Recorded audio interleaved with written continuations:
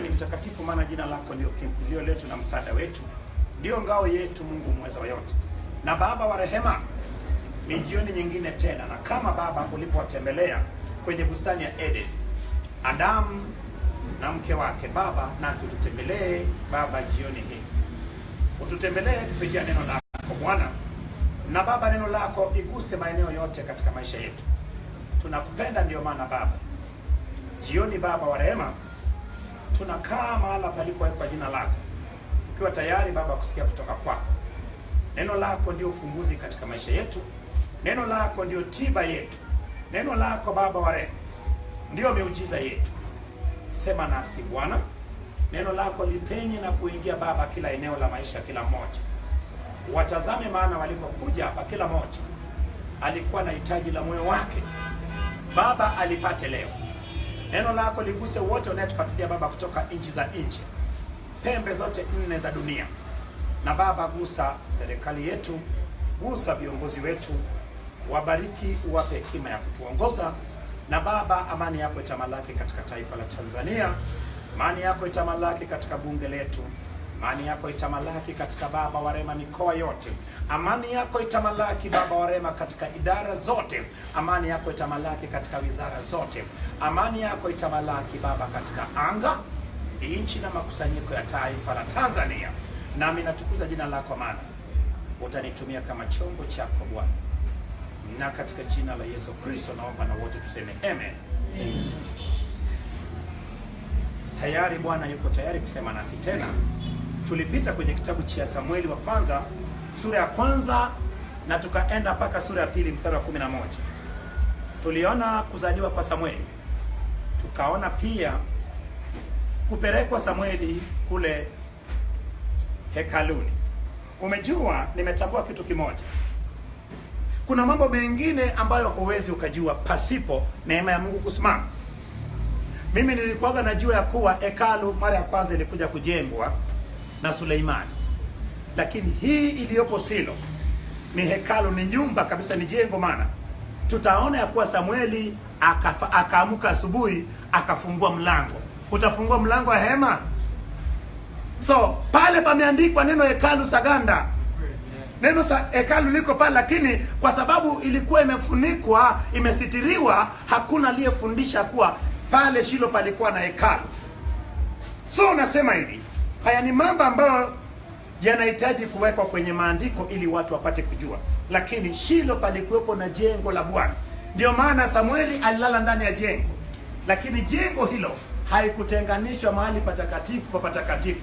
Palikuwepo tu mlango ambayo watu walikuwa wanaingia ndani. Wakiingia ndani, umeona, wakiingia ndani kinachofanyika ni ile sehemu ilikuwa kama ua la nje haikuwepo, lakini palikuwa na mahali patakatifu. Alafu palikuwa na sehemu imetenga katika ile jengo, lakini kumbuka ya kuwa upande wa nje alilala Eli, ndipo alipokuwa pia anakaa katika mlango pale. Lakini Samueli alikuwa na neema ya kulala mle mahali patakatifu, karibu na nini? Karibu na ile sanduku la nini? La agano. Lakini hiyo ni neema ambayo Mungu alimpa Samueli. Lakini hebu tuende wote sasa, tuende kwenye sura ya pili kuanzia mstari wa 12, tuone habari inaingizwa sasa familia, habari za familia ya watoto wa Eli. Sasa umeona, tumeona habari za Samueli kwenye hiyo Samueli, lakini kumbuka, huwezi kuanza kuongea habari za Samueli pasipo kuanza kuongea habari za familia aliyetoka Samueli. Tuliona ya kuwa familia ya Samueli ilikuwa ni familia yenye baba mmoja na wamama wangapi? Wawili, ambayo wamama hawa walikuwa hawaelewani. Tunaona ya kuwa aliyependwa zaidi alifungwa tumbo lake na Mungu. Yawezekana Mungu alifunga tumbo lako la biashara kwa sababu Mungu alikuwa anasubiria wakati wake na muda wake. Yawezekana Mungu alifunga tumbo lako la uzazi, lakini kumbuka, kila tumbo la uzazi iliandikwa kuwa ilifungwa na Mungu, ilikuja kuleta toto kweli. Ndio maana angalia habari za tumbo la Eli iliyofungwa na Bwana, ilikuja, ilisubirishwa ili muda na mpango wa Mungu wa Misri na kutengenezwa kwa taifa ifikie wakati wake. Yamkini angezaliwa mapema, kumbuka ya kuwa huyo mtu asingeweza kwenda Misri. So kinachofanyika ni nini? Tukaona katika hiyo familia ya Elkana aliyekuwa ni Mlawi wa umbari wako ake, waliyekuwa na majukumu ya kubeba vyombo vitakatifu. Tulipoona wakiwa jangwani wanatoka Misri wanakwenda Kanaani. Sasa alikuwa ni wako wake. Ilikuwaje sasa anaitwa Mwefraimu? Umeona, kuna wakati Biblia usipokuwa makini na kuacha inakupiga chenga. Umeona, tuliona kabisa ya kuwa mara nyingi yule Jethro alikuwa anaitwa nani? Alikuwa anaitwa Midiani. Umeona sasa, lakini Midiani palikuwa na eneo la Midiani, lakini palikuwa na Midiani aliyekuwa ni mtoto wa nani? Wa Ketura na Ibrahim. Lakini tuliona kwenye kitabu cha nani? Kwenye kitabu cha Waamuzi, kwenye habari za mwamuzi Gideoni, mwamuzi wa 5, ya kuwa wa Midiani walikuwa pia wanaitwa Waishmaeli. Umeona sasa, tukarudi kwenye kitabu cha Mwanzo sura ya 37 pia tukaona jambo hilo. So unaweza ukaitwa ya kuwa huyu ni mwa Dar es Salaam, lakini kiasili wewe ni wa kusini, wewe sio Dar es Salaam. Ina maana wewe maisha yako sasa unakaa Dar es Salaam. Maisha ya Elkana ilikuwa pale kwenye mji wa nini? Rama, ambayo ilikuwa inaitwa, palikuwa na Rama nyingi kama palipokuwa na Bethlehem nyingi. So ile ilikuwa inaitwa Ramatheim. Umeona sasa, Ramatheim ili tofautishwe na Rama iliyokuwepo kwenye eneo la Naftali. Umeona sasa, tuliona Bethlehem yakuwa inaitwa Bethlehem ya Yuda kutenganisha na ile Bethlehem iliyokuwepo kwenye eneo la nani? Zabuloni. Bwana Yesu asifiwe. Tukaona ya kuwa tayari chokochoko za moja kati ya wale wa mama ikafanya mwingine akamtumainia Bwana, na hatimaye tunaona Samueli anakuja, lakini mama yule alichukua jukumu la kumpeleka Samueli wapi? Nyumbani mwa Bwana kama alivyoahidi, akatengua kiapo chake. Na kumbuka ya kuwa ukisoma kwenye ile Mhubiri 5 mstari wa 4 mpaka 5, Mungu awi radhi na watu wajinga wanayefanya nini? Wanayetoa viapo vyao pasipo kuyatengua, si ndio? Maana yeye yuko mbinguni, hakuna sema na kulazimisha lazima unitolee kiapo. Lakini unapotoa kiapo, kwa nini usiondoe? So Ana akaondoa kiapo, lakini kumbuka Ana anatoa kila alichokuwa nacho. Ana anakuwa sasa Ibrahim style. Ibrahim anayo mtoto wa ahadi ambao ni Isaka, alafu anachukua kisu, anataka kufanya nini? Kumchinja. Ana ajui kama atapata mwingine, akampokea yuko hivyo hivyo mmoja, alafu akampeleka kwa Bwana kabaki. Nasema hivi, kuna vitu vingine unaweza kaona yule mwanamke alikuwa na imani hatari. Hata anapopokea baada ya kubarikiwa na Eli, maneno anayoongea ni maneno ambayo ni mazito kutaka kushinda hata maneno anayoongea nani? Yule kwani mkuu. So watakatifu wa Bwana tuliona wimbo wake wa kumsifu Mungu. Lakini sasa hebu nisiende sana huko. Hebu tuende kwenye sura ya 2 mstari wa 12 ili tuone Mungu atatufikisha wapi. Lakini lengo ni tuende mpaka wito wa nani? Wito wa Samueli. Vipi? Mtu anataka dondoo. Dondoo.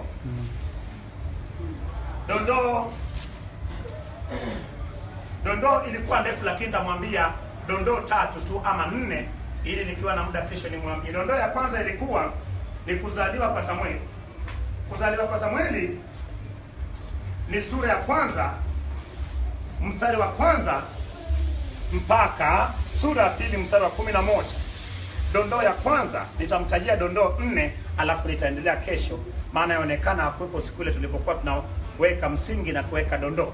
Dondoo ya kwanza ni kuzaliwa kwa Samueli, ambayo inaanzia sura ya 1 mstari wa 1 mpaka sura ya 2 mstari wa 11.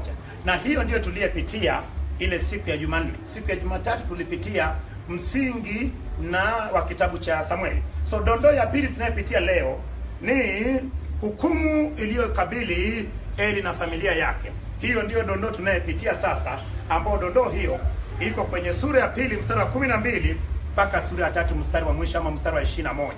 So dondoo ya 3 itakuwa ni kwa sababu ya dhambi zao Israeli walipata hukumu ya Mungu kwa Filisti kuteka sanduku la agano. Hiyo dondoo la 3, lakini inaanzia sura ya 4 mstari wa kwanza mpaka mstari wa 20 ambayo tutapitia kesho, lakini leo tunapitia dondoo ya pili ambayo ni hukumu iliyomkabili Eli na familia yake. Hii ni sura ya pili mstari wa 12 mpaka sura ya 3 mstari wa 21. So nadhani huyo mtu aliyopo Marekani amepata, lakini kesho nitapitia dondoo hizo tukiwa na muda, tutaanza mapema kidogo.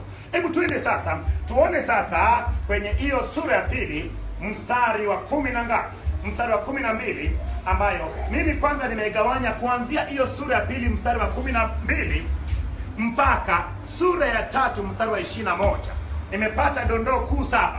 Ina maana kuanzia mstari wa 12 sura ya pili mpaka mstari wa 21 sura ya 3 nimepata dondoo kuu 7, ambayo hiyo ni dondoo za kisura. Tuna dondoo ya kitabu, alafu tuna dondoo za kinini, za kisura. Hizo zinatufanya nini? Zinatufanya tujue ufupisho ya maeneo, na tukiashika hizo dondoo zinatupa nafasi ya kupata kuyajua ama ni sura ama ni kitabu. Bwana Yesu asifiwe. Hebu nikupe dondoo hizo chache 7 kwa ajili ya sura hiyo ya pili na ya 3. Maovu ya wana wa Eli.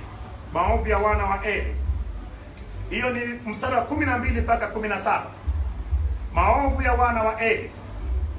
Maovu ya wana wa Eli, kama tutakapoona muda sio mrefu, mstari wa 12 mpaka 17. Dondoo ya pili ni Samueli. Samueli ni mstari wa 18 mpaka 19. Samueli 18-19 mstari. Dondoo ya 3 Hana, mstari wa 20 mpaka 21. Dondoo ya 4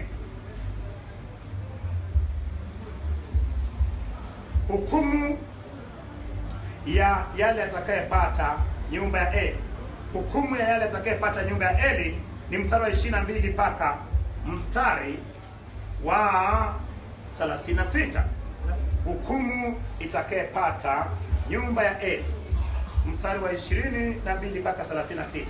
Alafu dondoo ya 5 ni Samueli kuitwa na Mungu.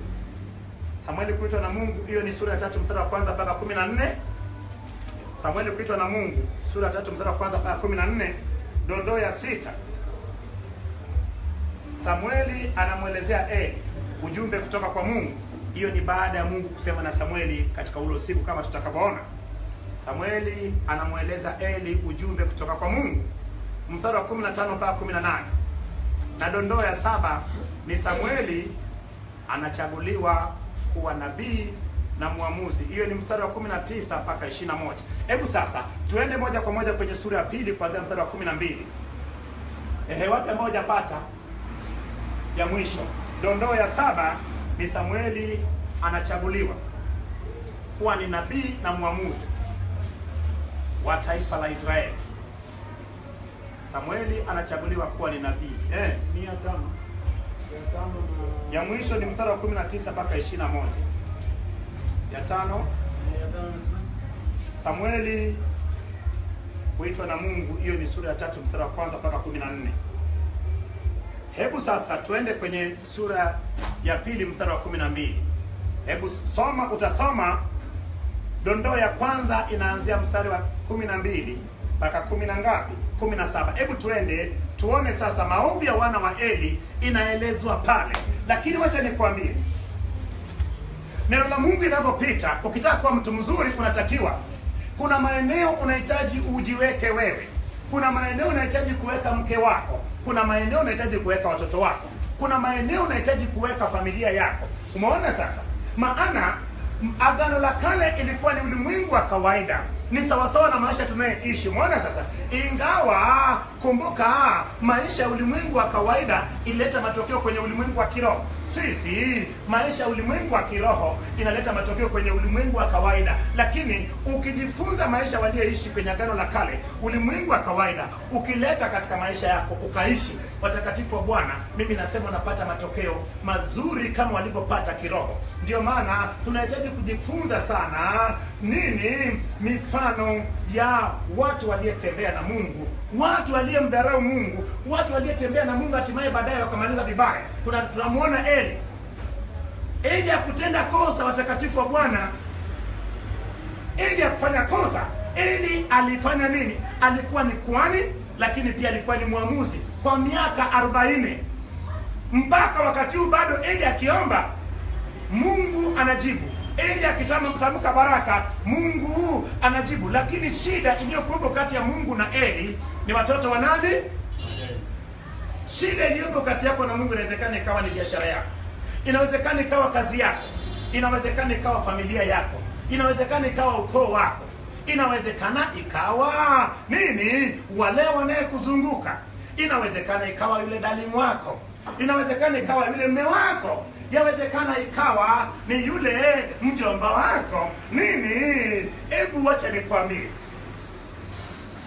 Eli angechukua hatua ya kuwatimua watoto wale kutoka pale Shilo, je, nani mabaya angempata wapi? Usimng'ang'anie mtoto kama Luba, kama mtoto anafanya mabaya. Mwambie bwana, mtoto mimi siungane mabaya, mpinge. Eli aliwachekea, ndio maana utaona kitakachopata Eli. Hebu twende kwa jina la Yesu. Samueli sura ya kwanza, Samueli wa kwanza sura ya 2 mstari wa 12. Bila shaka twende. Basi hawa wana wa Eli walikuwa watu wasiofaa kitu, hawakumjali Bwana wala haki ya makuhani ilivyokuwa, hawakumjali Bwana wala haki ya makuhani ilivyokuwa kwa watu. Walakini wakati huo mtu yeyote alipotoa dhabihu wakati wowote, ndipo huja mtumishi wa kuhani nyama ilipokuwa katika kutokota, naye akawa na uma na meno matatu mkononi mwake, naye hutia kwa nguvu humo chunguni au bilikani au sufuriani au chomboni. Nyama yote iliyoinuliwa kwa huo uma kuhani aliichukua mwenyewe. Ndivyo alivyofanya huko Shilo kwa Waisraeli wote waliokuja huko. Tena kabla ya kuteketeza mafuta, huja mtumishi wa kuhani akamwambia yule mwenye kuitoa dhabihu, mtolee kuhani nyama ya kuoka, kwa kuwa hataki kupewa nyama iliyotokosa, bali nyama mbichi. Tena ikiwa mtu yule amwambia, hawakosi watayachoma moto hayo mafuta kwanza, kisha utoe kadiri roho yako itakavyopenda. Umeona sasa watakatifu wa Bwana, nani alikuwepo tulipokuwa tunapitia kitabu cha mambo ya Walawi? Anybody who was there? Nasema hivi, watakatifu wa Bwana, tuliona maadili ya pamoja na kitabu cha 3 kwenye Biblia imeandikwa kitabu cha mambo ya Walawi, lakini kitabu kile kimehusika sana na makwani pamoja na wana wa Israeli, lakini kitabu kilichohusika sana na Walawi inakuwa ni kitabu cha Hesabu. So kitabu cha mambo ya Walawi haina maana ilikuwa inahusiana na Walawi, lakini tumeona kabisa habari za makwani. Tumeona Mungu anapoelezea kwenye kuanzia sura ya 1 mpaka 7 zile sadaka zilizotakiwa kutolewa. Palikuwa na sadaka ngapi? Sadaka kuu 5. Sadaka tuliona ya kuteketezwa, tukaona sadaka ya unga, tukaona sadaka nini ya amani ama ya ushirika, ambayo pia unaweza kuita sadaka ya kutikiswa ama ya kuinuliwa, lakini pia ilikuwa ni sadaka ya shukrani. Ndio maana umeona kabisa ya kuwa tuliona ya kuwa mama yake Samueli Hana na baba yake ambao ni Elikana, baada ya kumpeleka mtoto yule, na yule ng'ombe moja alifanywaje?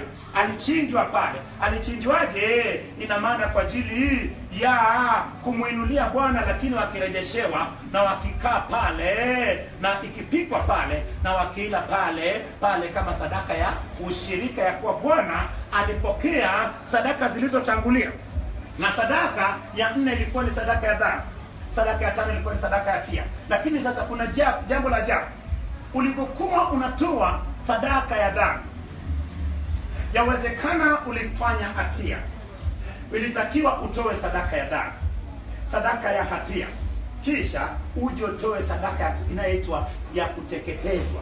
Baada ya kutoa sadaka kuteketezwa, ina maana usingeweza kutoa sadaka moja tu. So sadaka zote ni kana kwamba zilikuwa zinatolewa kwa pamoja, alafu unakamilisha sasa. Baada ya hayo yote kwenda vizuri, sadaka ya dhambi, sadaka ya hatia, sadaka ya kuteketezwa, hapo ndipo sasa ulitakiwa sasa utoe sadaka ya shukrani, ya kuwa Bwana amepokea nini?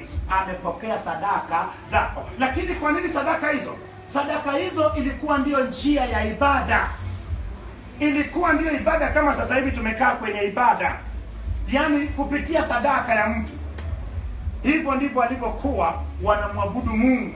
So ndio maana mtu asikuchanganye sana, mtu asikuchanganye sana. Tunamwabudu Kristo sasa hivi katika mafundisho na katika neno lake na katika kujifunza na kufundisha watu wengine. Sasa tuliona kabisa ya kuwa katika zile sadaka palikuwa na sehemu ambayo ilikuwa ya makwani, na kama kuna watu ambayo walikuwa nafaidika mpaka Walawi wakaandamana kwenye kitabu cha Hesabu, ni nini? Ni makwani. Habari za wakina Kora wale kusema kwa haiwezekani bwana, eti hawa watoto wa Amram ndio nini, ndio wanaemike kwenye hema ya makutano, eti Haruni na watoto wake ndio anaweza kufanya nini, kufanya kazi kwenye hema. Ilikuwa shida ni nini? Walawi wao hawakujaliwa. Ndio Mungu sasa anaamua kusema ya kuwa na zile fungu la 10 sasa ziwe ni sehemu ya Walawi, na Walawi ndio watakayetoa sehemu yao ya 10 sasa walichokipata kwa makwani. Lakini makwani wao katika zile sadaka zilizokuwa zinatolewa, sadaka ya dhambi ya mtu binafsi ilikuwa inafanywaje? Inateketezwa mafuta, figo zile mbili na mafuta yaliyopo kwenye kitango, na damu yake haikutakiwa mtu kula damu, ilimwagwa juu, ilimwagwa kwenye kile madhabahu ya kuteketezwa. Umeona sasa? Lakini kumbuka, kilichobaki ilikuwa ni halali ya makwani. Wacha nikuambie, ilikuwa ni kumtumikia Mungu, lakini kumbuka walikuwa na mapato mengi ijapata kutokea. So pata picha kama makwani kwa wakati walikuwa wangapi? Wakati wa Eli alikuwa kwani mkuu. Makwani walikuwa nani na nani? Walikuwa ni wawili tu, Hofni na Finehasi. So hebu nikuulize, ilikuwa tamaa gani mpaka na mafuta wale? Tuliona Mungu akisema ya kuwa mafuta wasifanye nini? Wasile mafuta, lakini wasile pia na damu. Lakini tayari umeona hapo ni dhambi. So hayo dhambi ndio mshahara wake, na kwenda kuona kuwa hawa Mungu atafanya wafe siku moja, kama ishara ya kuwa Mungu ataiondoa ukuhani kwenye nyumba ya nani? Nyumba ya Ithamar, lakini na nyumba ya Eli. Bwana Yesu asifiwe. Lakini wewe je, wewe ni kwani? Yesu Kristo picha yake ilikuwa ni huyu Eli. Yesu Kristo ndio kwani wetu mkuu. Lakini wewe nani? Wewe ndio Ithamar, wewe ndio Finehasi, wewe ndio Hofni. Lakini kuulize, saa nyingine tunaonyesha kina Hofni na Finehasi mkono, lakini matendo yetu yakoje? What about your characteristic traits? How do you behave? How do you behave in front of people? Because sometimes we do point fingers at those who are passed away, but what about us who are still living? Sisi ambao tunaendelea kuishi. Umeona, hujajua. Ndio maana nimesema hivi, unapoongea habari za Agano la Kale, sehemu weka mke wako, sehemu weka watoto wako, sehemu weka familia yako, sehemu jiweke. Sasa jana wewe ulikuwa ni Hana, juzi, leo hii sasa wewe ni Finehasi na Hofni. Wewe ni Hofni na Finehasi. Lakini kuhani mkuu ni Yesu Kristo. Jinsi ambao Eli yeye alikuwa ni mzazi ambao hakuonya watoto wake, lakini Yesu Kristo anasemaje? Ishi maisha matakatifu anayempendeza yeye. Umeona, Yesu Kristo aliweka msingi alipoishi hapa duniani na hakutenda dhambi kabisa. Ndio maana Mungu anasema hivi, inawezekana, it is possible. Alikuja akaiprove kuishi hapa duniani, lakini yeye kama kuhani mkuu wa haki aliyeingia mahali patakatifu pa patakatifu ambao ni mbinguni mara moja, na akatupatanisha dhambi zetu pale mbele za Bwana. Siku gani? Yesu alifufuka siku ya Jumapili asubuhi. Alipofufuka akamtokea mwanamke mmoja anaitwa nani? Maria Magdalena. Maria Magdalena kumtambua Yesu, maana Yesu hakukuwa anavaa vile alivyovaa siku ile, kama limbuko ya wale waliofufuka katika neno la Bwana, na akiwa ni wa kwanza kwenda mbinguni. Maana tuliona akisema kwenye kitabu cha Yohana ya kuwa hakuna aliyefanya nini, aliyekwenda mbinguni, ila aliyefanya nini, aliyetoka mbinguni. Ina maana akawa wa kwanza wa kutoka duniani hapa na kwenda mbinguni, akiwa limbuko yetu. Sema Yesu ni limbuko. Yesu ni limbuko. Mimi ni mavuno. Mimi ni mavuno. So limbuko ikiwa takatifu ilifanya mavuno yaliyekuja baadaye kutokea kuwa nini? Kuwa takatifu ama kuwa safi. Nasema hivi, wewe ni Hofni. Kwa bahati nzuri Eli wako amekuonya. Je, unatenda kama Hofni na Finehasi walipotenda, ama unatenda kama Eli alivyo baba yako alivyokuonya? Mimi natenda kama Eli alivyonionya. Natenda kama kuhani mkuu Kristo Yesu alivyonionya. Lakini wewe je? Sasa leo wala wewe sio Hana. Leo wewe ni Hofni na Finehasi. Bwana Yesu asifiwe. Amen.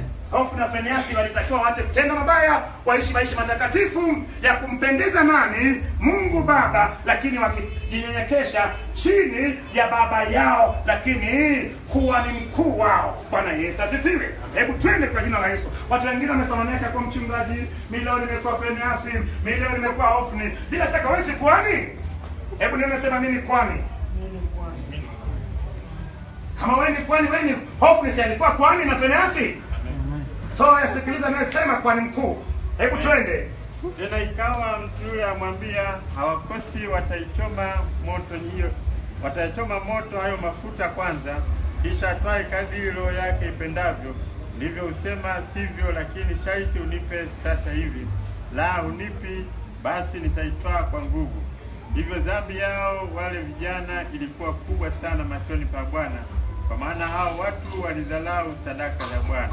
Sasa hivi sadaka ilikuwa ni njia ya watu kumfikia Mungu, ilikuwa ni njia ya wao kumwabudu Mungu, ilikuwa ni njia ya wao kwenda mbele za Bwana. Lakini kumbuka ya kuwa leo hii tunaenda mbele za Bwana namna gani? Tunakwenda mbele za Bwana kupitia maombi. Na maombi tunaombaje? Imeandikwa ya kuwa Bwana hutazama neno lake apate kulitimiza. Ina maana watu wengi sana hawajui andiko hilo. Andiko hilo linathibitisha ya kuwa anayeomba hatakiwi kusema maneno yake, anayeomba inatakiwa ataje maneno ya Mungu. Utapata tu. Lakini Samueli alikuwa akitumika mbele za Bwana, naye alikuwa kijana mwenye kuvaa naivela ya kitani.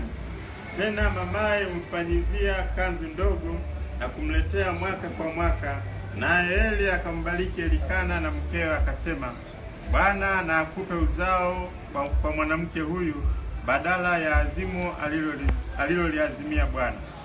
Umeona sasa? Pamoja na Eli hakuwa na mahusiano mazuri. Kuna kitu ambacho lazima ujue. Jinsi Samueli alivyoanguka kwenye mtego ya wana wa Israeli kumkorofisha, hatimaye Musa anamtenda Mungu dhambi kwa sababu ya wao kumchokonoa. Jihadhari sana na watu. Those who are surrounding you can make you not to see the face of the Lord. Be much very careful not to tolerate the nonsense from the people who are surrounding you.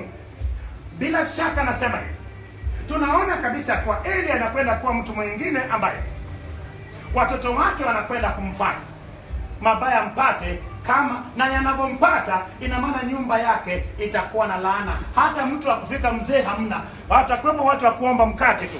Lakini hebu pata picha, anatoa baraka hapa ya kuwa Bwana anakubariki na upate watoto kupitia mwanamke huyo. Alipata wa kiume 3 na watu wa kike 2 akupata. Hebu tupigie Bwana makofi makubwa. Inawezekana mnayesimama mbele yako nafundisha kama sina mahusiano mazuri na Mungu. Mungu kwa rehema zake aweza kukumbuka watu wake, lakini haina maana ya kuwa wewe uko vizuri na Mungu. Watakatifu wa Bwana lazima tuwe vizuri na Mungu. Mungu anapenda utakatifu. Mungu anapenda wale ambao wanasimamia neno lake. Ndio maana usiogope kukosana na mama yako kwa sababu ya neno la Mungu. Usiogope kukosana na mwanao kwa sababu ya neno la Mungu. Usiogope kukosana na mjukuu kwa sababu ya neno la nini? Na Mungu. Eli aliogopa. Utaona Mungu akisema kuwa Eli alifanya nini? Aliona bora mkosee Mungu lakini asikosee nini? Watoto wake. Hebu twende.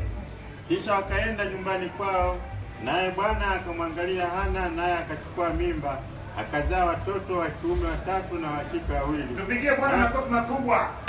Hana bado huko ama hauko? Sasa leo Hana anatakiwa sasa sasa watoto waongezeke. Azae wa kiume wangapi? Na wa kike wangapi? Kama ni biashara inatakiwa iongezeke, kama ni kazi inatakiwa upande cheo. Leo tunayo kazi ya baraka zinazoongezeka. Tuliona ile siku ya sura ya kwanza ya kuwa tuliona ukizaa Samueli, lakini leo Samueli hayuko tena. Leo Samueli umeshampeleka kwa nani? Kwa Bwana. Leo tunataka wale watoto wangapi? 3 wa kiume na 3 wa kike. Nani yuko tayari kuondoka na wao leo hapa? Haya, twende. Saa inakuja na saa ni sasa. Naye huyo mtoto Samueli akakuwa mbele za Bwana. Bwana, yaani Samueli yeye. Kumbe watakatifu wa Bwana, watoto wetu tukiwalea wakiwa karibu na Mungu, Samueli anakuwa mbele za Bwana. Tangu alipoachishwa kunyonya, Samueli kalikuwa kanalala kwenye nyumba ya Bwana. Tangu nilipookoka mimi sijawahi kutoka nyumbani mwa Bwana, watakatifu wa Bwana. Masaa mengi nakuwa nyumbani mwa Bwana. Samueli akaendelea kuwa na akakuwa mbele za Bwana. Wewe nao endelea kuwa kiroho mbele za Bwana. Wajukuu na watoto wako wakuwe mbele za nani? Za Bwana. Twende kwa jina la Yesu. Basi Eli alikuwa mzee sana, naye alisikia habari za wanawe, habari za mambo ambayo wanawe wamewatenda Waisraeli, na jinsi walivyolala na wanawake waliokuwa wakitumika mlangoni pa hema ya kukutania. Hao wanawake, umeona sasa? Kuna mtu mwingine anaweza kadhani ya kuwa wanawake walikuwa hawana nafasi yao nyumbani mwa Bwana. Hata kwenye hema ya makutano, hata kule jangwani, palikuwa na kazi waliyefanya wanawake. Chota maji. Nani alikuwa anachota maji pale? Nani alikuwa analeta kuni kule? Ingawa baadaye walikuja kuchukua nafasi ya kina nani? Wagibioni hapo. So kumbuke ya kuwa wamama walikuwa na kazi yao nyumbani mwa Bwana. Hebu tuwapigie wamama makofi makubwa walioko nyumbani mwa Bwana. Maana umepata nafasi yako hapo. Usidhanie. Injili ni ya wote. Sema enendeni, sio wanaume waende ama baba. Akasema wote kwa pamoja tuenende tupeleke injili yake. Na kumbuka hiyo ni agizo ya wote, sio agizo ya watu fulani. Hebu twende kwa jina la Yesu. Akawaambia, mbona mnatenda mambo kama hayo? Maana nasikia habari za matendo yenu mabaya kwa watu hawa wote.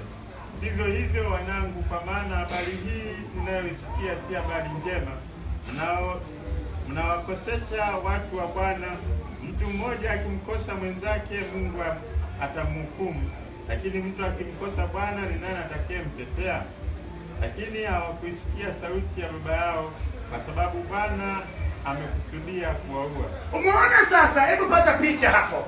Tayari mabaya waliyetenda, kuna kitu nilikuambia hapa ambayo imejificha. Nilisema hivi, Agano la Kale ilikuwa ni agano ambayo dhambi, utendapo dhambi, dhambi linajaa. Kuna sehemu dhambi ikifika, ina maana imefikia hukumu yake. Ndio maana tuliona ya kuwa dhambi ilipojaza dunia, ile dunia ya kwanza, kwenye Mwanzo sura ya 6, Mungu akasema ya kuwa moyo wake hautashindana na moyo wa mwanadamu. Akasema ninagairi uumbaji. Akasema nitaangamiza dunia na kila kitu kiendacho juu ya nini?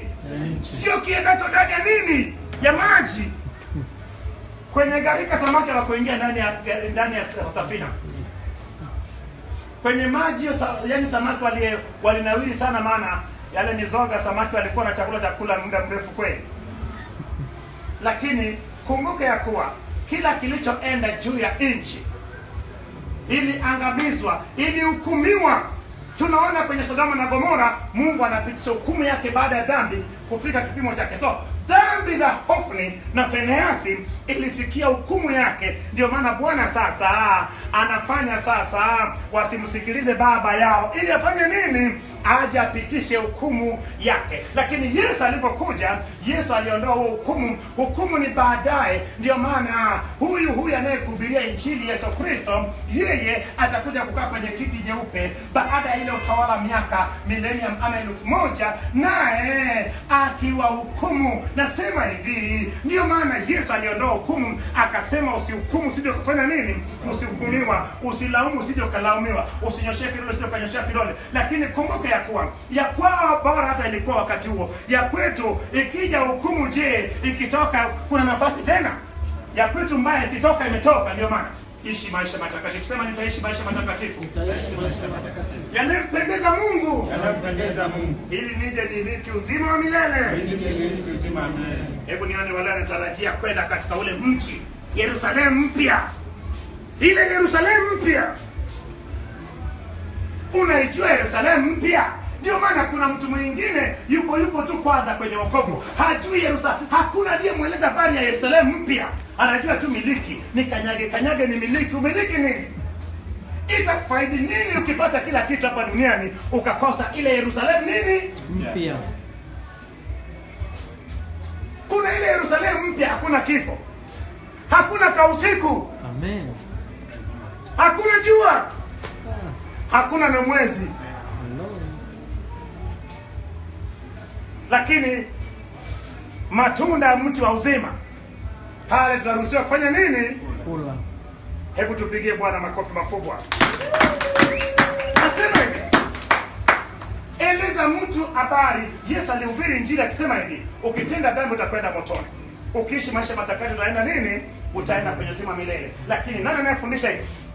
Hii ni neno adimu kweli. Neno la Yesu anarudi tena, neno la kwenda mbinguni, neno la kwenda kwenye Yerusalemu ni adimu, haipo. Hebu twende. Na yule mtoto Samueli akazidi kukua, akapata kibali kwa Bwana na kwa watu. Akazidi kukua, akapata kibali kwa Bwana. Yesu pia, kumbuka ya kwa baada ya kupelekwa hekaluni na akapokelewa na yule Simeoni, akasema sasa waweza kuruhusu mtumishi wako afanye nini? Alelale ama aende kwa amani, maana nimeona wokovu wangu. Na mtoto yule alizidi kuwa kwenye hekima na kimo, akimpendeza Mungu na kupendeza wanadamu. Napenda sana kutumia andiko hilo, lakini umeona asili yake ilikuwa ni Samueli. Maana Yesu alikuwa na huduma ya kinabii. Yesu alikuwa ni nani? Alikuwa ni kuhani mkuu. Yesu, kumbuka ya kuwa huduma hizo alizokuwa nazo, huduma ya Samueli ilikuwa na ipi na ipi? Huduma tatu nilifundisha juzi ile. Sema Samueli alikuwa na huduma gani? Mwamuzi, nabii, mwonaji. Wewe kuhani, sawa. Samueli alikuwa mwamuzi, na maana alikuwa ni mfalme, alikuwa nabii, alikuwa ni kuhani. So Yesu ni kuhani mkuu, Yesu ni nabii, alafu Yesu ni nani? Ni mfalme. Ndio maana umeona maneno yanayosemekana kwa hapo Samueli anapozidi kuwa, ndivyo inavyosemekana kwa Yesu, na ndivyo inavyosemekana na kwako. Nawe naamrisha kwa jina la Yesu uzidi kuwa kwenye hekima na kimo, ukimpendeza Mungu na kupendeza wanadamu kwa jina la Yesu. Amen. Kwenye biashara yako uzidi kuwa kwenye hekima na kimo, ukimpendeza Mungu na kupendeza wote kwa jina la Yesu. Amen. Kwenye ndoa yako uzidi kuwa kwenye hekima na kimo, ukimpendeza Mungu na kupendeza wanadamu kwa jina la Yesu. Amen. Kwenye maisha yako ya kiroho zidi kuwa kwenye hekima na kimo, ukimpendeza Mungu na kupendeza wanadamu kwa jina la Yesu. Amen. Hebu twende. Kisha mtu wa Mungu akamwendea Eli akamwambia. Mtu wa Mungu ilikuwa jina iliyotumika kwa nabii. Manabii ukiona kwenye Agano la Kale sema andikwa mtu wa Mungu, ilikuwa ni neno kwa jina iliyotumika kwa manabii. Mtu wa Mungu ama muonaji. Umeona sasa? Hayo ni majina yaliyotumika kwa manabii. So huyu mtu wa Mungu ina maana nabii, lakini nabii huyu hajatajwa, lakini bado Mungu alimpenda Eli. Mungu, uzuri wa Mungu ya kuwa Mungu ni Mungu wa nafasi wa pili. Mungu hata ukitenda mabaya namna gani, atatuma wakina Bishop George, atatuma wakina Saganda. Ukikosa bado atatuma, na hata kama nabii yupo atatuma saa nyingine na mtu mwingine mlevi naye atakuambia, lakini ukikataa hapo mabaya atakuja kukupata. Hebu twende.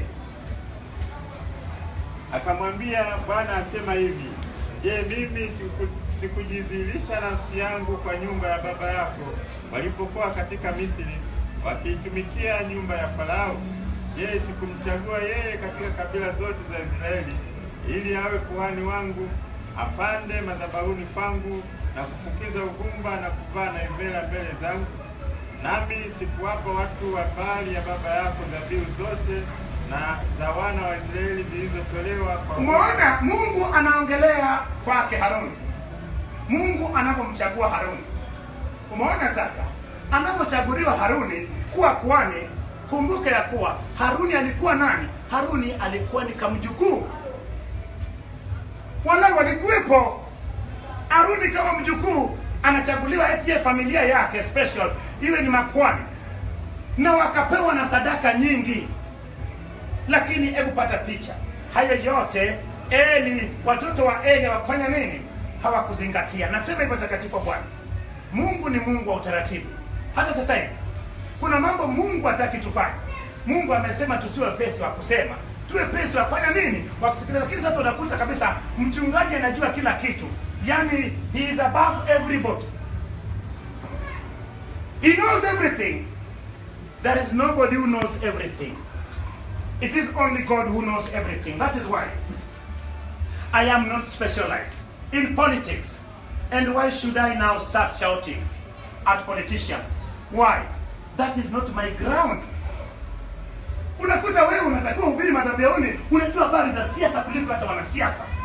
Biblia unasoma saa ngapi? Siasa hiyo umeisomea wapi? Maana siasa ni somo kabisa, inasomwa kwenye elimu ya kawaida. Tuachie wanasiasa siasa, tubaki na injili na kufanya nini? Na kuomba. Bwana Yesu asifiwe. Amen. Umeambiwa sio mwepesi wa kusema, kwenye daladala wewe unachangia sana. Mengi unachangia hata hayaeleweki. Baba yako kwa msiasa, hujasomea siasa, umesomea biashara.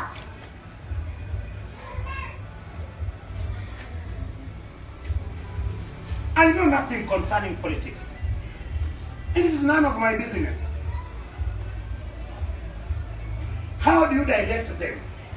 Yes, you can say that. You know what, Bishop? We are the one to direct them. How do we direct them? By siding with one side? By pointing finger at them? Or by teaching them? Umejua unaweza ukaeleza jambo vizuri sana na ukaeleweka na mtu akajifunza. Unaona mtu anayechukua mtoto na mkalisha chini alafu anamsemesha taratibu. Mtoto yule anaweza akakaa vizuri kuliko yule ambaye akifanya makosa baba anachukua toka na yeye mkuku. Yaani kila wakati baba anapita, baba yuko nyuma yake. Nasema nini mbaya? Huyu anakuwa sugu, maana anasema nitafanya tu alafu nitamkimbia, nitamzidi baba, maana simu yako imeendelea. Kadri umri unavyoendelea baba huwezi kukimbia sana. Akishajua ameshakosea, ameshalala mbele ya safari. Lakini kama unamkalisha chini unasema naye kwa upole, anaelewa, anabadilika. Unampeleka mbele za Mungu. Tu watu wa Mungu tuombe. Ukiona mtu anatenda jambo ambalo sio sahihi, mtu aliyeumbwa na Mungu, hiyo ni shetani anafanya. Sasa ingine tunataka kumwangamiza. Tuombe. Tuache kuchoma macho yao na vidole. Tuombe. Twende Bwana. Kwa nini basi waipiga teke dhabihu yangu na sadaka yangu nilizoziamuru katika maskani yangu, ukawaheshimu wanao kuliko mimi, mpate kujinenepesha kwa sadaka zote za watu wangu Israeli zilizo njema? Kwa sababu hiyo Bwana Mungu wa Israeli asema, ni kweli nalisema ya kuwa nyumba yako na nyumba ya baba yako itakwenda mbele zangu milele. Lakini sasa Bwana asema, jambo hili na liwe mbali nami. Bwana anasema jambo hilo, yaani nyumba ya Ithamar na nyumba ya Eli, yaani ukwani kwa milele. Tayari ukwani ulikuwa kwenye nyumba ya nani? Ukwani haukuwa kwenye nyumba ya kina Eli. Eli ni umbali wa Ithamar, mtoto mdogo wa Haruni. Lakini kumbuka ya kuwa baada ya kifo cha Abihu na Nadabu, walibaki Eleazari na Ithamar, wawili hao. Ni sawasawa sasa hivi tunavyoona Hofni na nani? Na Finehasi. Lakini kumbuka ukuhani ulikuwa kwenye nyumba ya Eleazari. Tuliona Eleazari akichukua ukuhani baada ya kifo cha Haruni. Na baada ya hapo mwanae akachukua nafasi yake alipokufa, mwanae aliyekuwa anaitwa Finehasi. So yule Finehasi mwana wa Eleazari na Finehasi huyu ni watu wawili tofauti. Lakini kumbuka ya kuwa walipofanya mabaya nyumba ya Eleazari, Mungu akatoa ukuhani akaleta kwenye nyumba ya nani? Ya Ithamar, na aliwaahidi ya kuwa itakuwa ni ya kudumu. Sasa Eli amenajisi na watoto wake, inatoka itarudi kwenye nyumba ya Eleazari kupitia Sadok, na mpaka mpaka millennium, ina maana ukuhani wa Sadoki utakuwepo. Hebu twende kwa jina la Yesu. Kwa maana wao wananiheshimu, kwa maana wao wanaoniheshimu nitawaheshimu, na wao wanaonidharau watahesabiwa kuwa si kitu. Angalia, siku inakuja nitakapoukata mkono wako na mkono wa mbali ya baba yako, hata nyumbani mwako hata kuwapo mzee, nawe utaitazama teso la maskani yangu katika utajiri wote watakaopewa Israeli. Hebu pata, wanaambiwa kabisa kuwa watatokwa na udenda, lakini hawataonja. Wataiona nyumba ya Bwana kama ni ile pale, watakatifu wa Bwana. Kumbe neema hii tuliyepata kwa makwani ya kuweza kusimama nyumbani mwa Bwana, tusiwe na tunatokwa na udenda kama wale watoto wa Eli. Hebu pata picha kuwa mafuta iliyoagizwa isiliwe, wanakula. Mungu anasema kabisa, mmejinenepesha na sadaka. Kumbe kuna wakati mwingine sadaka zingine ni za Bwana, usijinenepeshe nayo wewe. Umejinenepesha nayo akaunti zako zote.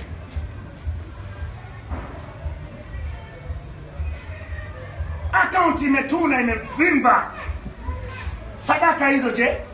Watu wanalala na njama kanisani, watu wanakaenda na muda mmoja, watu wana matatizo bwana.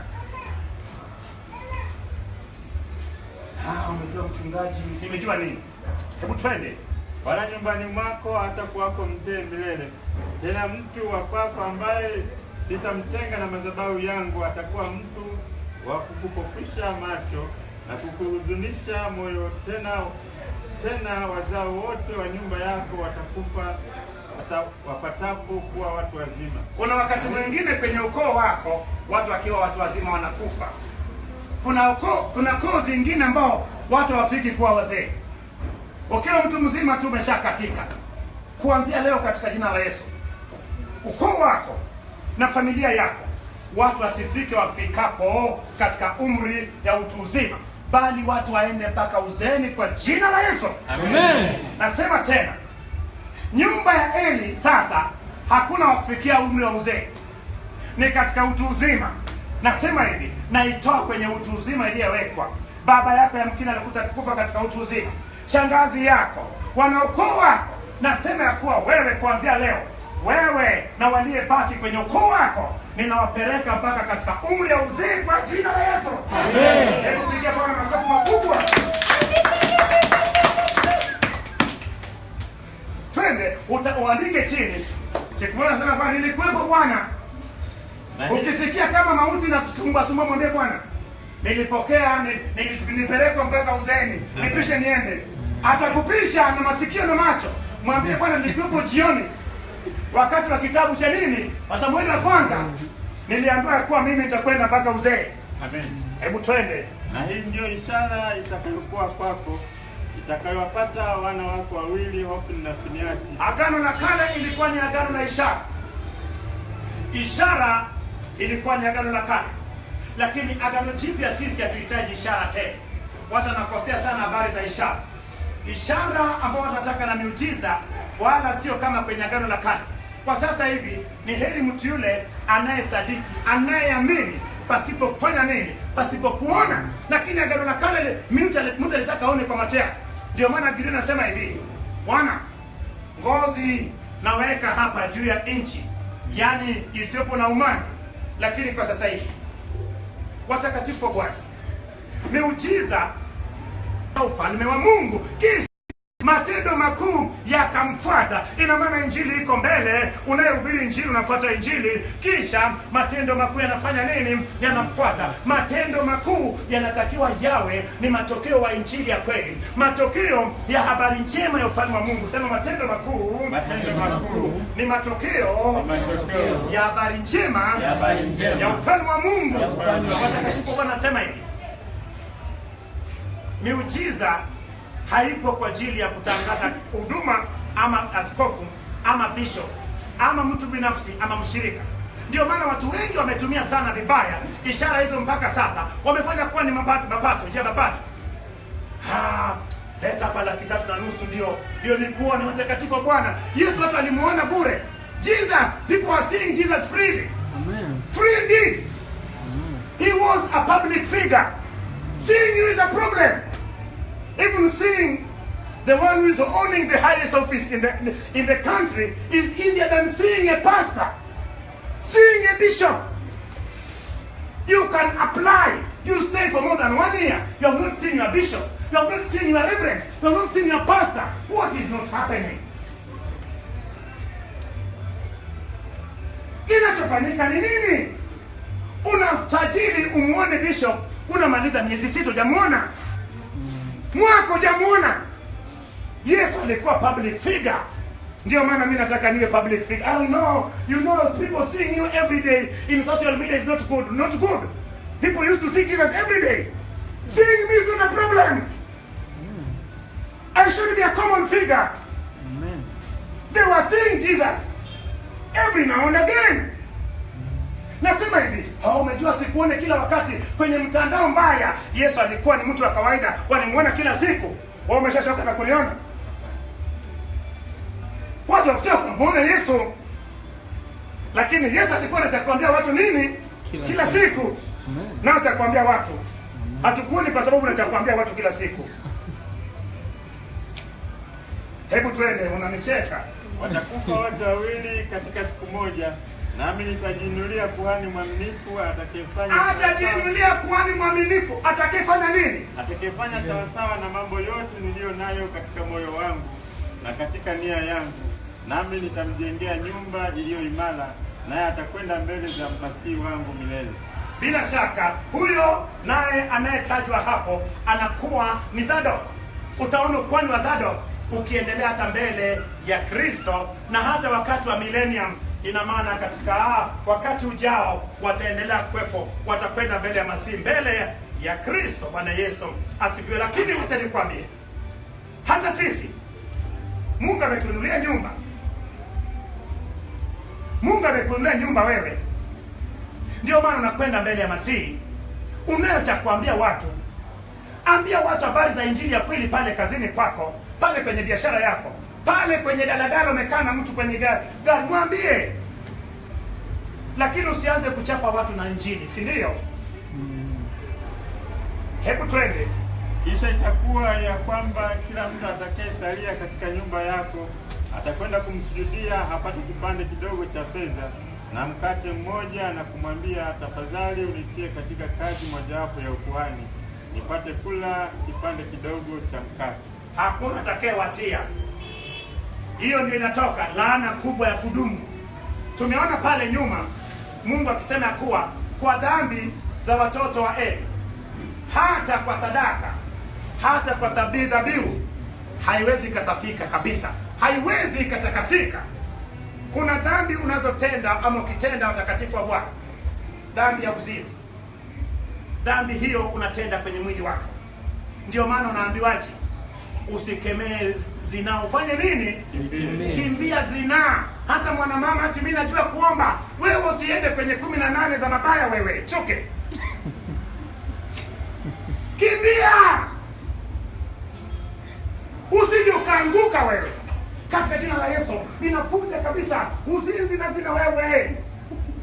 Kimbia zinaa. Zina inapata hata kanisani. Wakina Hofu na Feneasi wapi? Kanisani. Sino. Pombe huwezi ukupata kanisani wewe. Huwaji huwezi kuwa mtu kanisani wewe. Kinachokupata kanisani nini? Macho yako yakoje? Yamefungiwa speed governor ya Roho Mtakatifu? Amen. Mawazo yako yamefungiwa speed governor ya Roho Mtakatifu? Fikra zako, mikono yako, waleti yako. Kuna mtu mwingine waleti yake inachanika kila wakati, chua chua chua chua, mpaka dada anasema kaka huyu kama anazichana chana waleti nikiwa naye nyumbani. Ukiwa naye nyumbani unalala na njaa, kwa sababu kisha chana watu kula nje anakuja mikono mitupu. Kaka mtoaji anatoa nje kula, kija nyumbani unapiga mioyo tu. Macho yasikuongoze. Uongozwe na Roho wa Bwana. Amen. Mke mwema anatoka kwa Bwana. Mume mwema naye anatoka huko huko. Hebu twende sura ya 3. Hebu tuone sura ya 3, ni mstari michache. Tuone habari za wito wa Samueli. Huyu mtoto aliye akiwa tumboni, kumbuka kabla hajazaliwa tumbo la Ana ilifungwa. Sasa yule aliyemnyoshea kidole Hana ya kuwa acha divai yako mara moja wewe, ewe mwanamke, cha pombe. Tayari sasa mtoto wake, sasa yule mwanamke tayari ameleta mtoto. Mtoto huyo sasa ili anamtrain, lakini mtoto yule ana utakatifu kuliko hata makwani, ana watakatifu kuliko hata Eli. Nasema hivi, wewe unayekwenda kanisani, kama matendo yako sio safi, wale majirani wale matendo yao safi, kwa nini Mungu asiwape injili? Hata mimi nayesimama hapa, kama siwezi kuishi maisha matakatifu, unaishi maisha matakatifu, Mungu anachukua nafasi yangu anakupa. Na haijalishi huko wapi, hata kama unaposema unafundisha mataputapu. Samuel alikulia wapi? Shilo. Anaona wale wakina Hofni wanapokimbia juu na chini wa mama. Lakini Samuel akabaki moja kwa moja. Hebu naomba Mungu ubaki katika neno la Mungu kwa jina la Yesu. Amen. Naomba Mungu, neno la Mungu likae ndani yako, likuongoze kwa wakati huu wa nyakati za mwisho. Hata watu wakitenda mabaya, hata wakipenda fedha, hata wakijineemesha na sadaka za Bwana, kama Hofni na Finehasi walivyojineemesha na sadaka za Bwana, wakazidharau, wakapiga teke. Lakini nasema hivi, Samueli akatulia. Samueli tulia ndani ya nyumba ya Bwana. Samueli tulia ndani ya Injili. Amen. Samueli tulia ndani ya taifa. Samueli tulia ndani ya Biblia. Samueli atulie ndani ya kubeba Injili. Amen. Utaona matokeo yake. Bwana atakuchagua, atakufanya kuwa mwamuzi, atakufanya kuwa nabii, atakufanya kuwa mfalme, atakufanya wewe kuwa ndio msimamizi wa wote, atakupa neema ya kuomba. Bwana Yesu asifiwe. Amen. Twende. Basi mtoto Samueli akatumika mbele za Bwana, mbele za Eli, na neno la Bwana lilikuwa adimu siku zile, hapakuwa na mafunuo zaidi. Hebu nikuulize, sasa hivi neno la Mungu si adimu? Adimu sana. Si adimu? Adimu. Neno la Mungu ni adimu sana. Umejua sasa hivi vyombo vya habari vyote neno la Mungu. Wewe, neno la Mungu hiyo. Neno la Mungu la kumua mchawi. Neno la Mungu la kumua mchawi. Neno la Mungu la figisi. Neno la Mungu la roho ya kwa nini. Neno la Mungu la uhasama. Neno la Mungu la kugonganisha watu. Neno la Mungu mimi naona kama imekuwa adimu kuliko hata kipindi kile. Amen.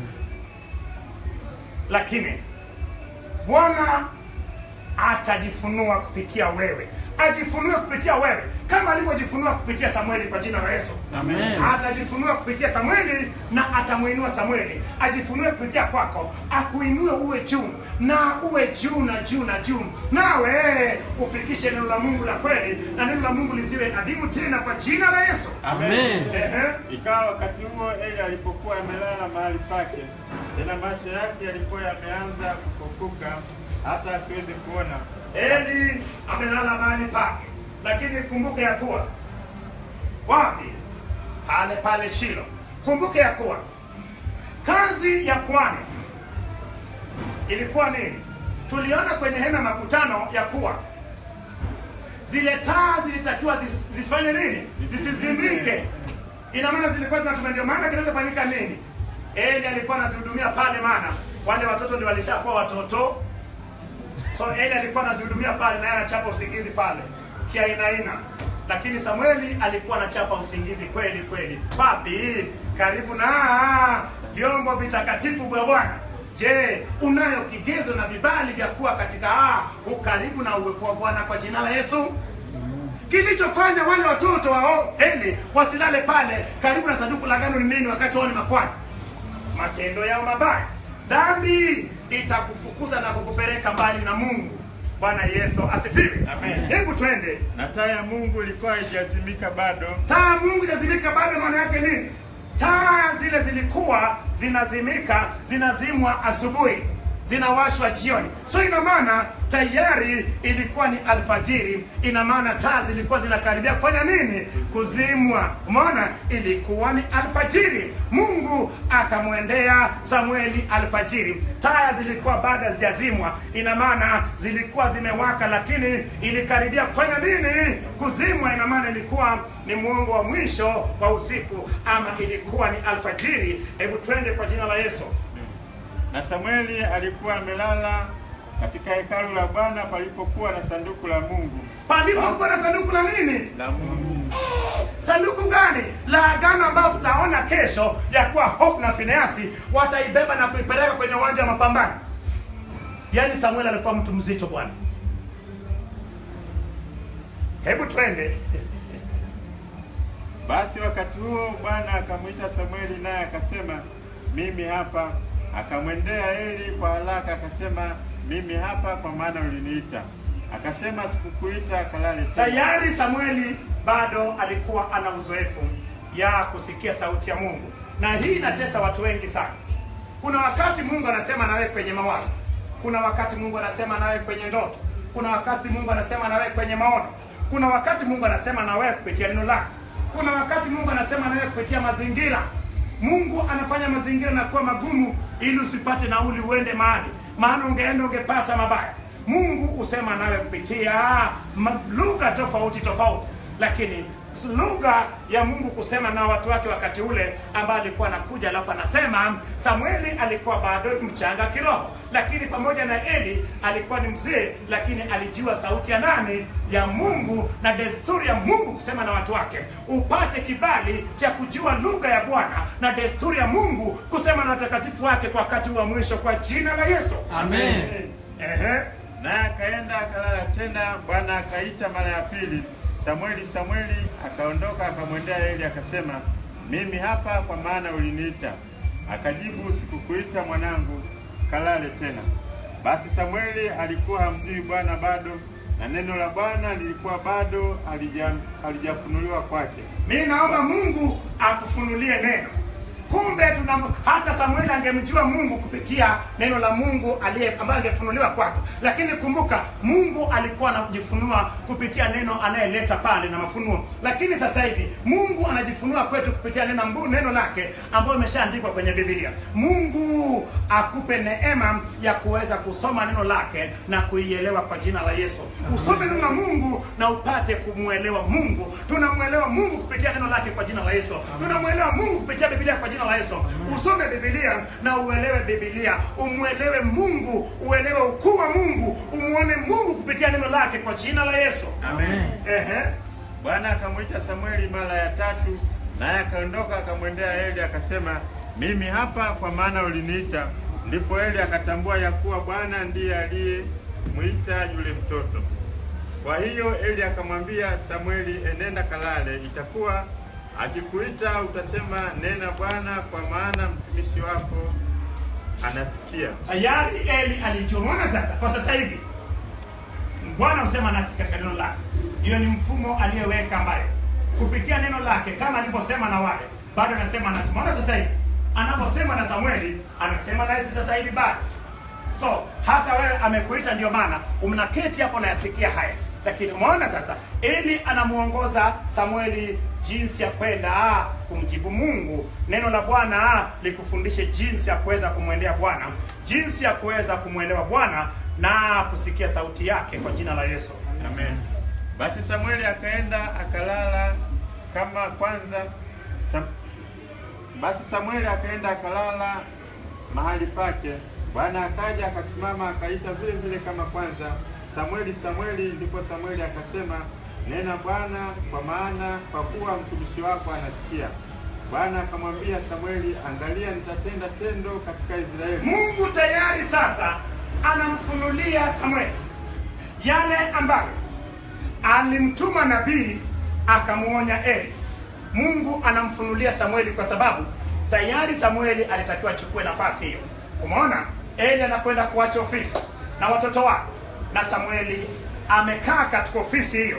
pamoja na Samueli hakuwa ni wa ukoo wa kabila la Runi ama kuwa ni mtoto wa umbali wa Runi, lakini alikuwa ni mwana wa Kohathi. Lakini kumbuka ya kuwa sasa anakwenda kuchukua nafasi ile, lakini Mungu anamfunulia. Ndio maana hata sasa hivi mabaya anayekuja, kama kanisa likikaa vizuri na Mungu, Mungu atawafunulia. Mungu anamfunulia yule amekaa vizuri na yeye. Samueli amekaa vizuri na Mungu, Mungu anamfunulia yale mambo atafanya katika nyumba ya Eli. Lakini kumbuka, hayo anadhibitishiwa yale ambayo tuliona katika ile sura ya pili, ya kuwa yule nabii akimwambia nani? Eli, lakini Eli akapuuzia. Hebu twende kwa jina la Yesu. Tendo ambalo kila atakayesikia masikio yake yatamwacha siku hiyo itakayotimiza maneno yale yote niliyoyasema juu ya Eli katika habari ya nyumba yake tangu mwanzo hata mwisho. Kwa maana nimemwambia ya kwamba nitaihukumu nyumba yake milele kwa ajili ya ule uovu alioujua, kwa kuwa wanawe walijiletea laana, wala yeye hakuwazuia. Na kwa hiyo nimeapa juu ya nyumba ya Eli ya kwamba uovu wa nyumba ya Eli hautasafika kwa dhabihu wala kwa sadaka. Umeona sasa, tayari Mungu anamfunulia Samueli, lakini anamwambia Samueli ya kuwa uovu wa nyumba ya Eli inakwenda kuhukumiwa. Ina maana habari hiyo imefungwa. Agano la Kale nilikwambia ni agano ambayo hukumu ilifikia wakati wake na ikifika. Ndio maana wana wa Israeli walikuwa ni chombo ama ni kifaa Mungu aliyetumia kupitisha hukumu yake katika mataifa yale 7 yaliyopo pale Kanani. Ndio maana nasema hivi, kwa sasa hivi watakatifu wa Bwana, hatuishi agano la kale, tunaishi agano jipya. Na kwa agano jipya hukumu itakuja wakati ambayo Yesu ataleta utawala wa miaka 1000, na baada yake mwisho wa milenia, miaka 1000, ndipo sasa hukumu itakuwepo. Lakini hukumu itakuwepo juu ya wale waliyekufa katika dhambi. Waliyekufa katika Kristo, wao watakuwa wameshafufuka katika ule ufufuo wa kwanza na wakaenda mbinguni. Ndio maana hata mtu akiwa ndani ya Kristo afanye nini? Amekuwa kiumbe kipya, wala hukumu hakuna nini kwake. Lakini mtu akiwa katika dhambi ama katika shetani upande wake, basi amekwisha kufanya nini? Hukumiwa. Ukiishi maisha mazuri, hakuna hukumu kwako. Hebu twende. Naye Samueli akalala hata asubuhi, akaifungua milango ya nyumba ya Bwana. Samueli akaogopa. Akafungua nini? Milango ya nyumba ya Bwana. Akafungua mlango wa hema ya Bwana. Amefungua mlango wa hema ya nyumba ya Bwana. Basi Shilo palijengwa, ilikuja kujengwa nyumba ya Bwana. So nyumba aliyejenga Suleimani haikuwa ndio nyumba ya kwanza ya Bwana. Lakini kumbuka, ile nyumba ya Shilo tayari Mungu alikuwa kai pale. Ndio maana Mungu akamwendea nani? Anamwendea Samueli, lakini Mungu alikuwa hayuko pale. Ile nguzo ya wingu haikuwepo tena Saganda pale. So utaona wingu hilo ikija kwenye ile Wafalme sura ya ngapi? Sura ya 8, 7 na 8, wakati Suleimani anaweka wakfu ile hekalu, utaona ile utukufu wa Bwana ikijaza pale mpaka watu wanashindwa kuonana. Nini itarudi takaa pale. Ndio maana sasa Suleimani ataomba ya kuwa Bwana, imetokea mtu amepigwa vitani kule, naye akageuza mgongo wake kwa madui zake, akautazama mji mtakatifu ambayo ni akatazama hekalu lako, basi umkumbuke. Umeona sasa? Ndio maana Jona akiwa ndani ya samaki akafanya nini? Anatazamaje akiwa ndani ya tumbo la samaki? Akautazama kule mji mtakatifu, akamwambia Bwana ya kuwa nitaondoa nadhiri zako. Samaki ilimtapika, haikumtapika? Ilimtapika. Hebu kwa jina la Yesu. Samueli akaogopa kumjulisha Eli maono hayo. Basi Eli akamwita Samueli. Mimi siwezi kuogopa kukujulisha maono haya, nitakujulisha tu. Na wewe usiogope kujulisha wengine maono hayo. Waeleze ukweli ili wafanye nini? Kama ni kubadilika wabadilike, kama ni kutubu atubu. Akasema, Samueli mwanangu. Naye akajibu, mimi hapa. Akamuuliza, ni neno gani aliyosema nawe? Na kusii usinifiche, Mungu akufanyie hivyo na hivyo. Umesikia? Tayari huyu mtu mzima na maarifa anafanya nini? Anamwapisha nani? Samueli, akuwa asipomweleza ukweli, basi mabaya afanye nini? Ndio maana mashetani alimwapisha Yesu. Tunakuapisha kwa jina la Mungu aliye hai, usitutese, maana wakati ule unakutosha hujafanya nini? Bado hujafika. Tuamrishe tuingie kwenye wale nguruwe. Yesu aliwahi kuapishwa. So Eli anamwapisha Samueli, Samueli amweleze ukweli. Mungu akufanyie vivyo hivyo na kuzidi ukinificha lolote katika haya yote Bwana aliyosema nawe.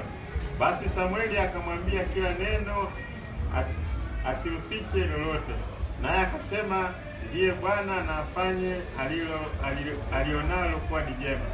Samueli akakuwa naye Bwana alikuwa pamoja naye, wala hakuliacha neno lake lolote lianguke chini. Samueli hakuacha hata neno moja lianguke chini. Ina maana kila neno alidaka. Kila neno lililotoka kwa Bwana aliweka kibindoni. Kila neno inayotoka kwa Bwana sasa hivi iweke kibindoni kwa jina la Yesu. Kila neno linalotoka kwenye Biblia iweke ndani yako. Usiache hata moja lianguke. Samueli hakuacha hata neno moja lifanye nini?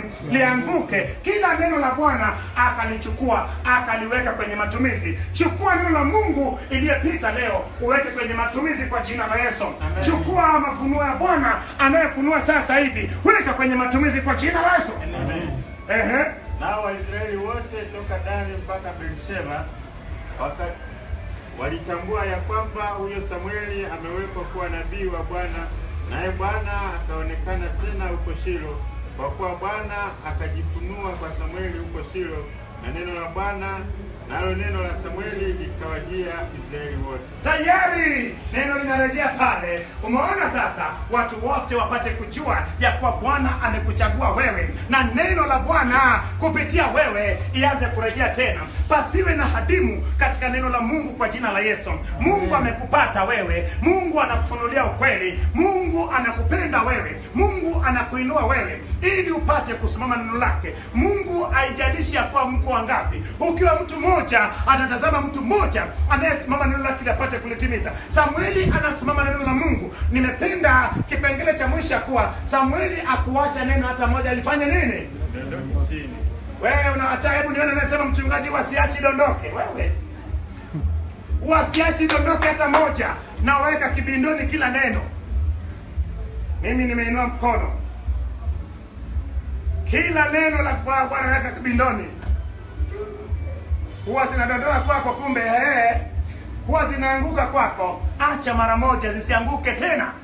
Amen. Bwana Yesu asifiwe. Lakini sasa kutoka Dani mpaka Beersheba,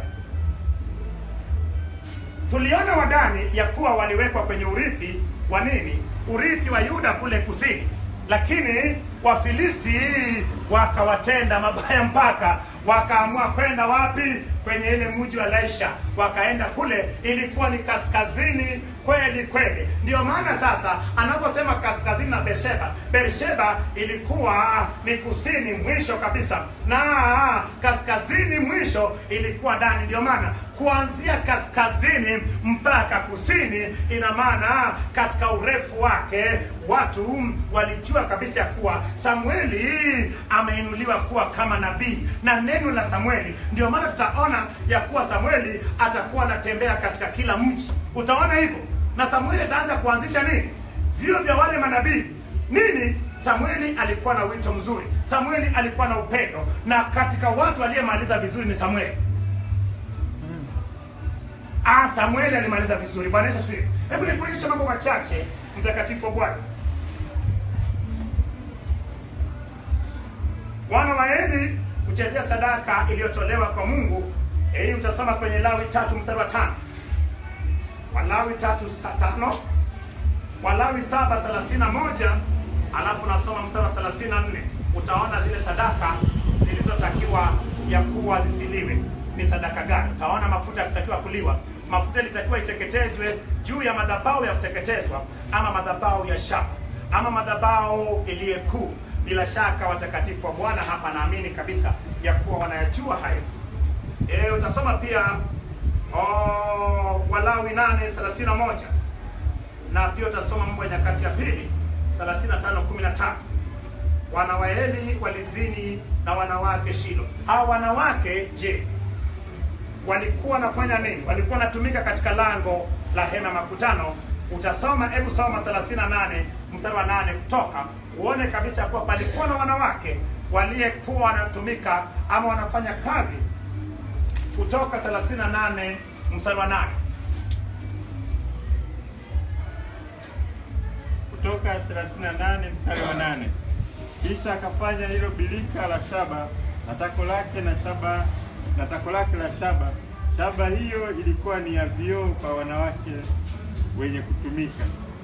Wamama walikuwepo pale katika lango la hema ya makutano. Lakini mtu mwingine anaweza kusema, kwa nini Mungu hakuwapiga mara moja hao watoto wa Eli kama alikuwapiga watoto wa Haruni na nani? Haruni ambao walikuwa Nadabu na Abihu. Kumbuka kipindi kile uwepo wa Bwana ulikuwa unakaa katikati yao, lakini kipindi hichi mtu alitenda anachokipenda na uwepo wa Bwana ulishatoweka, haukupo katikati yao. Ndio maana kumbuka, Mungu alikuja kupitisha hukumu baadaye, lakini kwa wale pale ambayo Mungu aliketi katikati yao, usingefanya mabaya hata sekunde moja, Mungu akakuacha. Bwana Yesu asifiwe.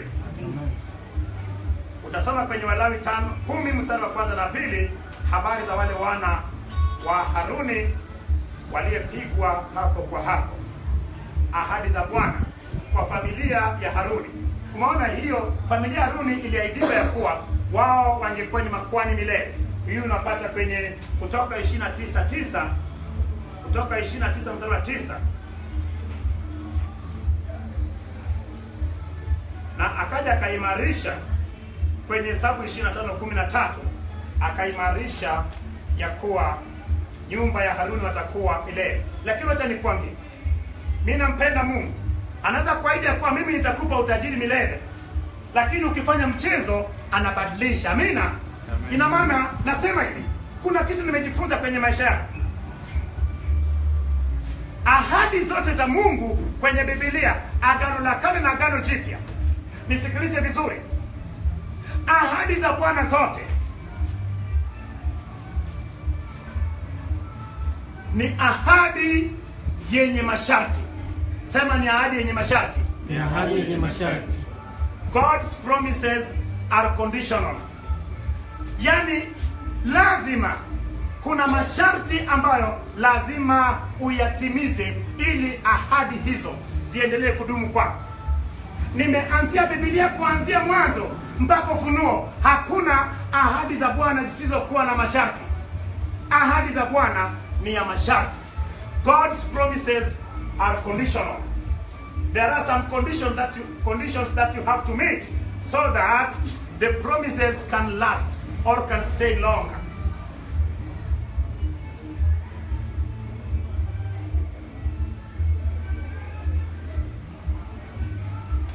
Utasoma kwa wakati wako Methali 29:17 na Mathayo 10 mstari wa 37.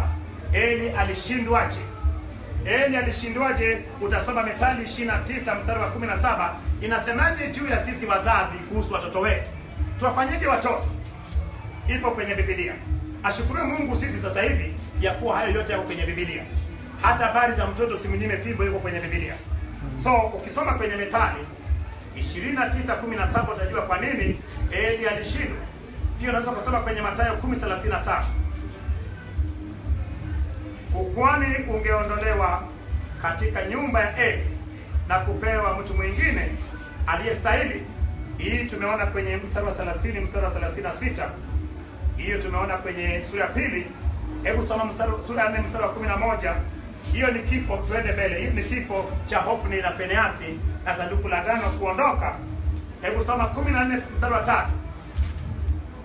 14 mstari wa 3. Samueli wa kwanza sura ya 14 mstari wa 3. Na Ahia mwana wa Ahitubu nduguye Ikabodi mwana wa Finehasi mwana wa Eli kuhani wa Bwana huko Shilo mwenye kuvaa na ivela. Tena hao watu hawakujua ya kwamba Yonathani ameondoka. Umeona sasa, hiyo wanaendelea, lakini ukitakaposoma usome kwa wakati wako 22 kuanzia mstari wa 11 mpaka 20, pale ambapo Daudi alitoka kaenda Nob, akamwendea nani yule? Ahimeleki. Ahimeleki akampa Daudi mkuki wa Uria, lakini akawapa mkate wa uonyesho. Lakini kuna jamaa mmoja wa Moabu akaenda akapeleka umbea kwa mfalme Sauli. Alikuwa anaitwa nani? Alikuwa anaitwa nani? Basi unaitafuta alikuwa anaitwa nani, maana utakaposoma kwenye sura 22 mstari wa 11 mpaka 20 utampata huyo mtu. Utaona kabisa ya kuwa, kumbuka hao makuhani waliokuwepo nao wakina Ahimeleki hao na mtoto wake Abiathari walikuwa ni wa nyumba ya Eli. Tayari hukumu ilifika. Ndio maana habari za huyo Ahimeleki na wale makuhani 80 kumpa Daudi mkuki na mkate ulifanya Sauli akakasirika na akawaangamiza makuhani wote. Ina maana katika nyumba ya nani? Nyumba ya Eli walikuja kuisha, akakimbia mmoja tu anayeitwa Abiathari akajiunga na Daudi, lakini naye pia akaja akaleta figisu wakati wa kuapishwa Suleimani, na Suleimani akamchagua Sadoki kuwa ni kuhani wake, na ikarudi kwenye ukwani kwenye nyumba ya Sadoki ambao alikuwa ni wa umbali wa Eliazari. Na wacha nikwambie kitu kilichofanyika. Eliazari anakufa katika ujana, sio katika uzee. Sio Eliazari, nani? Abiathari. Hakufikia uzee, katika utu uzima anakufa. Nini? Ile ahadi ambayo tuliona ikitimia, Mungu aliyeahidi hii Samueli pale ambapo Mungu alimtokea na kumuita usiku. Kwa wakati wako utasoma Wafalme wa kwanza sura ya 2. Hebu soma sadaka. Wafalme wa kwanza sura ya 2 mstari wa 26 na 27. Uone ya kuwa tunaona kama ukisoma kule mbele hukuelewa kule nyuma, huwezi kuelewa Biblia. Wafalme wa kwanza sura ya 2 mstari wa 26 na 27. Mstari wa 26 na 27. Tena mfalme akamwambia Abiathari kuhani, enenda Anatoti mashambani kwako, na kwa kuwa wastahili kufa, ila leo sikuui, kwa sababu wewe ulichukua sanduku la Bwana mbele ya Daudi baba yangu, na kwa sababu wewe uliteswa kwa mateso yote ya baba yangu. Hivyo Sulemani akamtoa Abiathari asiwe kuhani wa Bwana, ili litimie nini? Neno la Bwana lililonena juu ya nyumba ya Eli huko katika Shilo. Toba. Tuishi maisha yanayempendeza Mungu. Mungu ana uvumilivu kwa watenda dhambi. Samueli alipofikisha miaka 12, Mungu alimdhihirishia mambo yale ambayo hapo awali alimjulisha Eli kwa kinywa cha nabii. Tumeona katika sura ya 3 mstari wa kwanza mpaka 14, Samueli akawa ni kiongozi wa kidini na kiraia aliyejulikana na kuheshimiwa katika nchi yote, kuanzia kaskazini ambayo ni Dani mpaka Beersheba. Bwana Yesu asifiwe. Alikuwa nabii aliyejulishwa mapenzi ya Mungu kwa watu. Hii tumeona kwenye sura 3 mstari wa 20 mpaka 21, kitabu cha Samueli wa kwanza. Naye alikuwa mwamuzi aliyetawala kuamua mambo ya watu. Hii hebu soma kwenye sura ya 7 mstari wa 15. Samueli wa kwanza sura ya 7 mstari wa 15. Naye huyo Samueli akawaamua Israeli siku zote za maisha yake. Bila shaka zaidi ya hayo, aliwekwa na Mungu ili aendeshe huduma ya ukuhani, ingawa hakuwa mzawa wa Haruni. Hebu soma 7 mstari wa 9. Mbona pamoja na alikuwa sio wa mzao wa Haruni, lakini akachaguliwa ili aendeshe hiyo huduma mpaka Mungu alipokuja kuinua nyumba ya Haruni, Sadoki. Samueli wa kwanza sura ya 7 mstari wa 9. Ndipo Samueli akatwaa mwana-kondoo mchanga, akamtolea Bwana sadaka ya kuteketezwa mzima. Alikuwa ni nani aliyetoa sadaka ya kuteketeza kwa Bwana? Alikuwa ni kuhani mkuu. So Samueli akateuliwa akaendesha huduma hiyo kwa muda. Huduma gani? Lakini tutakufundisha jinsi ambayo huduma ya kinabii, nabii alikuwa na uwezo wa kusimama kwenye nafasi ya kuhani. tuliona Musa akisimama kwenye nafasi ya nini? Ya kwani. So tunaona na hapa sasa Samueli akisimama kwenye nafasi hiyo, lakini hao makwani wawili ndio maana walikuwa watu sio kawaida.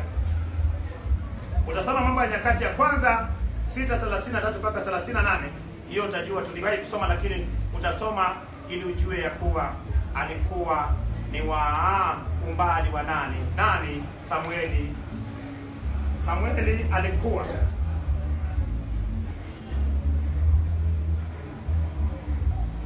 alikuja kuanzia chuo cha manabii. Hiyo nitakuonyesha mbele kule kwenye sura ya 19 mstari wa 18 mpaka 20, na Wafalme wa Pili sura ya 2 mstari wa 3, mstari wa 5, na sura ya 4 mstari wa 38. Hiyo ni kwa hili kule mbele, kwani mwaminifu ni Kristo Yesu. Hebu Zaburi 110 tulisoma, si ndio? Kwa wakati wako usome 110, nilifundisha sana. Waebrania 5:6 pia utasoma. Wanaopaswa kuwa viongozi wa kiroho wa watu wa Mungu, hii utasoma kwa wakati wako. Mathayo 24:45,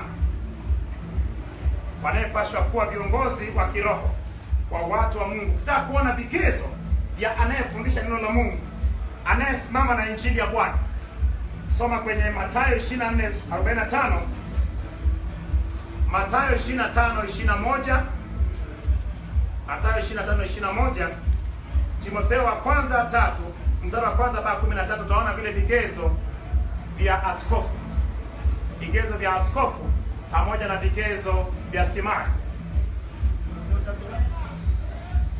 Timotheo wa kwanza sura 3 mstari wa kwanza mpaka 13. Alafu tutasoma pia Timotheo wa kwanza sura 4 mstari wa 16.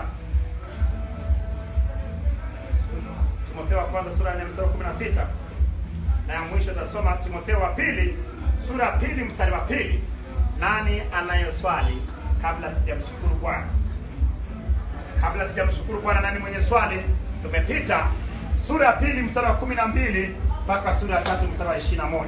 Tumeamua tuende jinsi ambayo tuliziona zile dondoo, maana zile ujumbe ambao ziko kwa pamoja tuliona tuziunganishe ili tupate kuenenda vizuri. Nani mwenye swali?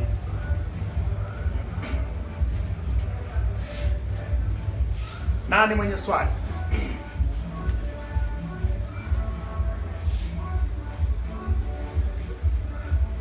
Nani mwenye swali?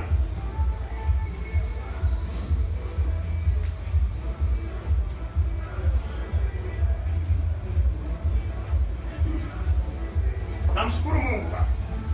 Ninamshukuru Mungu. Baba, nashukuru jina lako kwa ajili ya neema yako iliyokuwa katikati yetu. Baba, hiyo neema yako imfunike kila mmoja na atokapo katika eneo hili Bwana. Uwepo wako huo Baba iendelee kumtamia nafsini, roho na mwilini. Neno lako likiendelea kumuumba tena upya, likiendelea kumhuisha. Asante Jehova mweza wa yote kwa neema uliyetupa leo. Na Baba, mabaya yote na watenganisha nao Baba, tabia zao wawezeshe Baba waishi maisha yanayokupendeza wewe, ili asiwapate kama aliyepata Baba Eli na nyumba yake. Lakini Baba wa rehema, wasimame kama Samueli alivyosimama katika ile ofisi na nafasi ya familia ya Eli. Ninashukuru jina lako Baba, maana wewe ni mwema na ni mtakatifu. Katika jina la Yesu Kristo naomba na wote tuseme amen. Amen. Uwe na amani, tutafanya kazi na kitabu cha Samueli. Uwe na amani. Tuchelewa kwanza, lakini kesho tuje mapema ili tutenge muda wa kuweza kufanya kazi ya Bwana. Amina. Lakini uwe na amani, kuna kitu kizuri sana ambayo umekipata siku ya leo.